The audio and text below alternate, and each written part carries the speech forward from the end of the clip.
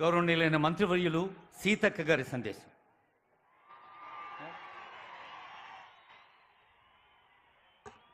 రైతు పండుగకు అశేషంగా తరలి వచ్చినటువంటి మా రైతన్నలకు, రైతు బిడ్డలకు, రైతు కుటుంబ సభ్యులకు పేరు పేరున హృదయపూర్వక నమస్కారాలు, పాదాభివందనాలు.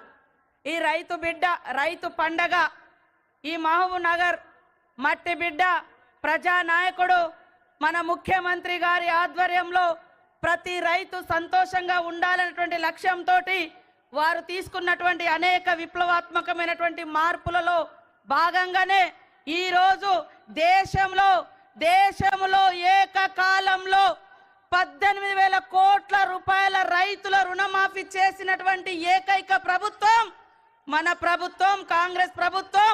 ఈ మట్టి బిడ్డ రాజ్యమేలుతున్నటువంటి ప్రభుత్వం అని ఈ సందర్భంగా తెలియజేస్తా ఉన్నాను. రైతన్నలందరూ ఒక్కసారి ఆలోచించండి. ఎప్పుడైతే రైతు రుణమాఫీ స్టార్ట్ చేసినామో మరి మూలకున్నటువంటి బీఆర్ఎస్ నాయకులు వచ్చి రైతులను రెచ్చగొట్టే పని చేసిర్రు. అయ్యా, నేను అడుగుతా ఉన్నా, 30,000 కోట్ల రుణాలు మాఫీ ఎందుకు చేయలేదని ఈ రోజు బయటకు వచ్చి మాట్లాడుతున్నారే. మరి 10 సంవత్సరాలలో మీరెందుకు ఈ 30,000 కోట్ల భారం రైతుల మీద ఉంటే ఎందుకు మాఫీ చేయలేదని నేను అడుగుతా ఉన్నా.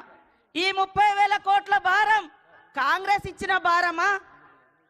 ఈరోజు వచ్చి సంవత్సరం తిరగక ముందే మరి 18,000 కోట్ల రుణాలు మాఫీ చేసినాం. కానీ బీఆర్ఎస్ ప్రభుత్వ హయాంలో 2018 నుంచి 23 వరకు వాళ్ళు చేసింది 5 ఏళ్లలో కేవలం 11,000 కోట్ల రుణాలే. కానీ మన సీఎం, మన ప్రభుత్వం మరి 25 రోజులలో ఇప్పటికే చేయడం జరిగింది. కాబట్టి ఒక దిక్కు అప్పులు, ఒక దిక్కు సంక్షేమం. ఈరోజు నేరుగా రైతుకు లాభం అవుతుందంటే సన్న వడ్లు కొనడం తోటి కౌలు రైతుల యొక్క అకౌంట్లలో కూడా డైరెక్ట్ గా డబ్బులు పడుతున్నాయి. ఆనాడు ఉచిత కరెంటు ఈ రాష్ట్రంలో ప్రవేశపెట్టింది వైఎస్ఆర్ గారు. ఆనాడు సోనియమ్మ గారి ఆదేశం మేరకు ఏకకాలంలో దీర్ఘకాలిక రుణాలను మరి తాత్కాలిక రుణాలను కూడా మాఫీ చేసింది కూడా ఆనాడు కాంగ్రెసే. ఈ రోజు కూడా ఆ ఘనత కాంగ్రెస్ అని సందర్భంగా తెలియజేస్తా ఉన్నాను. మీరు అర్థం చేసుకోవాలి, ప్రశ్నించాలి. మీరు 10 ఏళ్లలో ఎందుకు ఏకకాలంలో 1 లక్ష కూడా రుణమాఫీ చేయలేదయ్యా?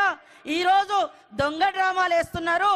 ఈరోజు ప్రజాప్రభుత్వం చేసేటువంటి కార్యక్రమాలను ఎందుకు అడ్డుకుంటున్నారు అని ప్రశ్నించాల్సిన అవసరం ఉంది. ఊరంతా అప్పులు చేసిపోయినట్టుగా అన్ని శాఖలలో అప్పులే ఉన్నాయి. సర్పంచుల అప్పులు ఇవ్వలేదు, రైతుల మీద 30,000 కోట్ల రూపాయలు రుణభారం పెట్టిపోయిండు.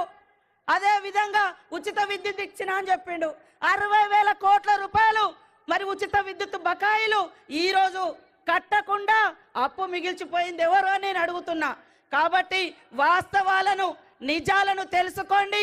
ఈ ప్రజాప్రభుత్వాన్ని దీవించండి అని మీ అందరికీ కోరుకుంటూ, జై జవాన్, జై కిసాన్. Honourable MLC